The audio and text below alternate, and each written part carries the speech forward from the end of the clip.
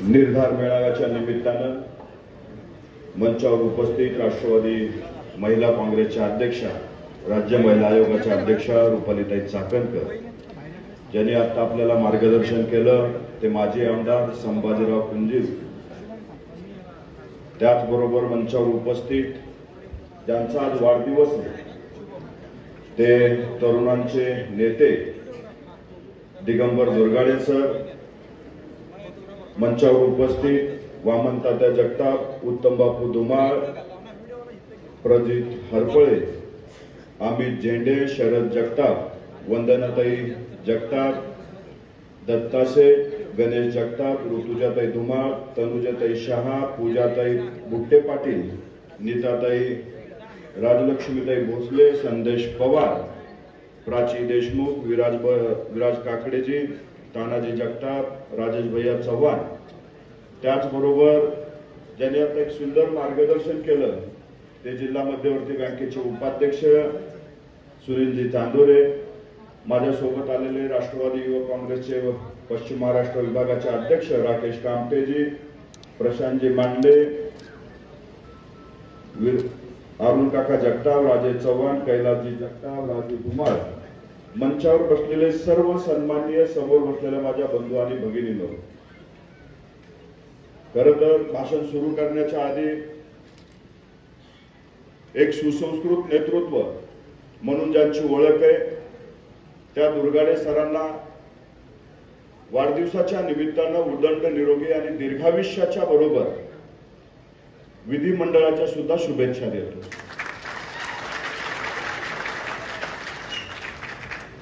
पुणेकर नेहमी एक पाऊल पुढे असतात। आज तुम्ही आम्हाला या ठिकाणी बोलवलं, आज तुमचा वाढदिवसाचा कार्यक्रम आणि कार्यक्रमाला नाव दिलं निर्धार मेळावा। म्हणजे सगळं ठरवलं, निर्धार केला आणि पुन्हा बोलवलं की आम्हाला आता तिकीट पाहिजे।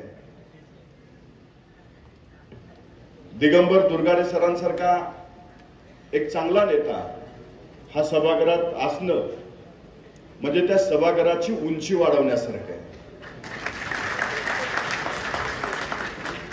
अभ्यासू, सर्व समाज घटकाला सोबत घेऊन जाण्याची त्यांची ओळख आणि शिक्षकी पेशा असल्यामुळे शिस्त, हे सर्व गुण तुमच्याकडे आहेत सर। आणि तुमच्या वयाचा पत्ता मला अजून पण लागलेला नाही, त्याच्यामुळे युवा नेतृत्व म्हणून मी तुमचा उल्लेख केला। अशा नेतृत्वाला सभागृहामध्ये स्थान मिळणं ही आमच्या सर्वांची भूमिका आहे। आम्ही सुद्धा इथून गेल्याच्या नंतर मी असेल, रुपालीताई असेल किंवा आपल्या सर्वांच्या भावना हे अजितदादापर्यंत पोहोचवण्याचं काम आम्ही नक्की करू। खरं तर अनेकांनी या ठिकाणी सर बोलत असताना इच्छा व्यक्त केली आणि इच्छा व्यक्त करताना सर्वानुमते एक निर्णय मात्र फिक्स होता, तो निर्णय म्हणजे दुर्गाडे सरांना या विधानसभेचं तिकीट भेटलं पाहिजे। पण मी मगाशी म्हणलं होतं, पुणेकर नेहमी एक पाऊल पुढे असतात, पण प्रत्येकानं सातबारावर जसं इतर हक्कामध्ये इतरांचं नाव असतं तसं प्रत्येकानं आपलं इतर हक्कामध्ये नाव टाकून गेलेले। म्हणजे दुर्गाडे सर नसतील तर मी आहे, पण पहिली संधी दुर्गाडे सरांना, म्हणून सातबाराच्या इतर हक्कात तुमच्या सोबत माणसं आहेत। पण ही आनंदाची गोष्ट आहे की एखाद्या विधानसभा मतदारसंघातून एक मताने नाव येणं सुद्धा सर खूप मोठी ताकद लागते, खूप मोठं काम लागतं आणि आज ते तुम्ही कमवलेलं आहे हे यावरून दिसून येतं। आम्ही महाराष्ट्रामध्ये फिरत असताना वेगवेगळी उदाहरणं देतो, त्यावेळेस पुणे जिल्हा मध्यवर्ती बँकेचं उदाहरण आवर्जून देतो, कारण महाराष्ट्रामध्ये एकमेव अशी बँक आहे जी बँक शेतकऱ्यासाठी 0% व्याजाने कर्ज देणारी बँक म्हणून महाराष्ट्रामध्ये ओळख कुठल्या बँकेची होती तर ती पुणे जिल्हा मध्यवर्ती बँकेची होती आणि ती सर्व तुम्ही लोकांनी केलेली आहे। अजितदादा एखाद्या हातामध्ये कारभार दिला की पूर्ण ताकदीने त्या व्यक्तीच्या पाठीमागे खंबीरपणे उभे राहतात, त्याच्यामध्ये कुठेही ढवळाढवळ करत नाहीत आणि तुम्ही सर्व लोकांनी ही दिलेली जबाबदारी यशस्वीरित्या विश्वासाने पार पाडली। आज मला त्या गोष्टीचा सुद्धा आनंद आहे। दुर्गाडे सर, आज राज्यामध्ये 3 पक्षाचं सरकार आहे. आपण महायुतीमध्ये आहोत आणि महायुतीमध्ये आपण कशासाठी गेलो तर महायुतीमध्ये गेलो गोरगरिबाचे प्रश्न सोडवण्यासाठी. आपण ज्यावेळेस निर्णय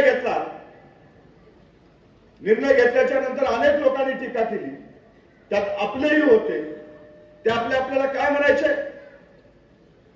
केली विचारधारा सोडली, विचाराची गद्दारी केली, ती लोक आपल्याला बोलायची. आपण ऐकून घेतलं, आपण त्याला उत्तर दिले नाही, कारण आपल्याला माहित होतं आपल्या नेतृत्वाने जो निर्णय घेतलाय तो महाराष्ट्राच्या हितासाठी घेतलाय, सर्वसामान्यांसाठी घेतलाय, गोरगरीब जनतेसाठी घेतलाय, म्हणून आपण ऐकून घेतलं. आज मला त्या लोकांना प्रश्न विचारायचे. आज महाराष्ट्रामध्ये बघतोय भारतीय जनता पार्टीमधून हा प्रवेश करतोय, तो प्रवेश करतोय. मला कधी कधी प्रश्न पडतो, तुम्ही आम्हाला म्हणत होता की तुम्ही विचारधारा सोडली, विचाराशी गद्दारी केली, मग आज आम्हाला प्रश्न पडलाय तुम्ही भारतीय जनता पार्टीमधून जसे पक्ष प्रवेश करून घेताय, आता आमचा प्रश्न तुम्हाला, तुम्ही विचाराशी गद्दारी केली का, तुम्ही विचारधारा सोडली आहे का, याचं उत्तर कोण देणार? खरं तर त्यांची अवस्था अशी झाली, दुर्गाडे सर, मटण खात नाही पण रस्सा चालतो. भारतीय जनता पार्टी सोबत युती नको पण भारतीय जनता पार्टीची माणसं चालतात, अशी अवस्था त्यांची झालेली आहे. एकीकडे तुम्ही भारतीय जनता पार्टीला विरोध करायचा आणि दुसरीकडे भारतीय जनता पार्टीच्या लोकांना म्हणायचं तू येतो का, जागा रिकामी आहे, त्याचा पक्ष प्रवेश करून घ्यायचा. मग खरे विचाराची गद्दारी कोणी केली आहे तर ती आज तुम्ही करताय, हे महाराष्ट्र डोळ्याने बघतोय. आपण जो निर्णय घेतला तो महाराष्ट्राच्या विकासासाठी घेतला. दुर्गाडे सर, मी प्रवासात येत असताना यशवंतराव चव्हाण साहेबांचं पुस्तक वाचत होतो. यशवंतराव चव्हाण साहेबांच्या पुस्तकामध्ये एक वाक्य होतं, जर गोरगरिबाचे प्रश्न सोडायचे असतील, जर बहुजन लोकांचे प्रश्न सोडायचे असतील तर बहुजनाची पोरं ही सत्तेत असली पाहिजे, त्या पोरांना त्या प्रश्नाची जाण असते, तीच पोरं प्रश्न सोडवू शकतात. आज आपण जो निर्णय घेतलाय, दादानी जो निर्णय घेतलाय की बहुजनांची प्रश्न सोडवण्यासाठी, गोरगरिबाला न्याय देण्यासाठी हा निर्णय घेतलेला आहे. ते काही कोणी बोलत असेल, कोण काही टीका करत असेल, आज आपलं सरकार महायुतीचं सरकार आहे. आज सरकारच्या माध्यमातून वेगवेगळ्या योजना आपण आणलेल्या आहेत. महाराष्ट्रामध्ये फिरत असताना जनसन्मान यात्रेच्या निमित्तानं आज मी खरं बघतोय, मी नेहमी काही पुस्तकं वाचायचो आणि पुस्तकं वाचल्याच्या नंतर मला एक गोष्ट मात्र कळाली होती, या महाराष्ट्रामध्ये खरे दादा दोनच, एक वसंतदादा जे होऊन गेले आणि दुसरे अजितदादा, जे राजकारणामधले दादा म्हणून त्यांची ओळख होती. आज खऱ्या अर्थानं महाराष्ट्रामध्ये राजकारणाबरोबर करोडो माता भगिनीचे जर दादा कोण असतील तर त्या व्यक्तीचं नाव आहे अजितदादा पवार. आज आमच्या माता भगिनीला विश्वास आहे की आज दादानी जो निर्णय घेतलाय आणि दादाजी आमच्या माता भगिनीसाठी योजना आणल्या, त्या गोरगरिबाला योजना आणलेल्या आहेत, माता भगिनीला आर्थिक सक्षम करण्यासाठी योजना आणलेल्या आहेत. आज लाडकी बहीण योजनेच्या माध्यमातून आमच्या माता भगिनीला प्रत्येक महिन्याला 1,500 रुपये देण्याचा निर्णय हा अजितदादाने घेतलेला आहे. हा महिलांसाठी चांगला निर्णय झाला. आज आम्ही फिरत असताना बघतोय आमच्या माता भगिनीच्या चेहऱ्यावर एक वेगळं समाधान आहे. त्यांना आर्थिक सक्षम केलं दादानी.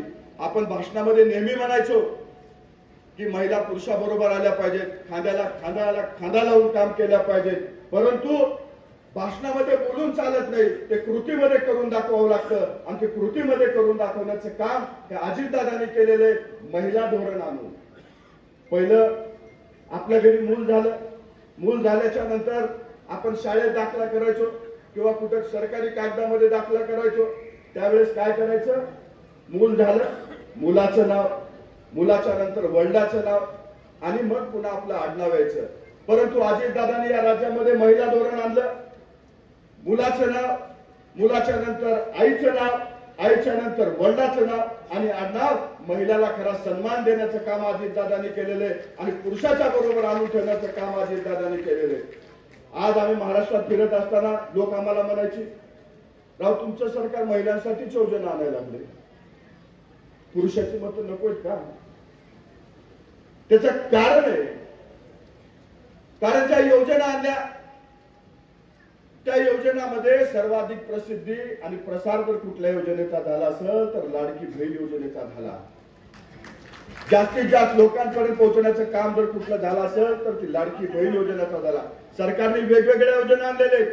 मी आज युवक काँग्रेसचा प्रदेश अध्यक्ष या नात्याने सांगतो, महाराष्ट्रातल्या 10 लाख तरुणांसाठी प्रत्येकी महिना 10,000 रुपये देण्याचा निर्णय युवा कार्य प्रशिक्षण योजनेच्या माध्यमातून या महाराष्ट्रामध्ये प्रत्येक तरुणाच्या हाताला काम आणि प्रत्येक तरुणाला स्टायपंड म्हणून ज्याचं 12वी पास झालाय त्याला 6,000 रुपये, ज्याचा डिप्लोमा झालाय त्याला 8,000 रुपये आणि ज्याची डिग्री झाली आहे त्याला 10,000 रुपये देण्याचा निर्णय जर कुणी घेतला असेल ते आपल्या सरकारने घेतलेला आहे.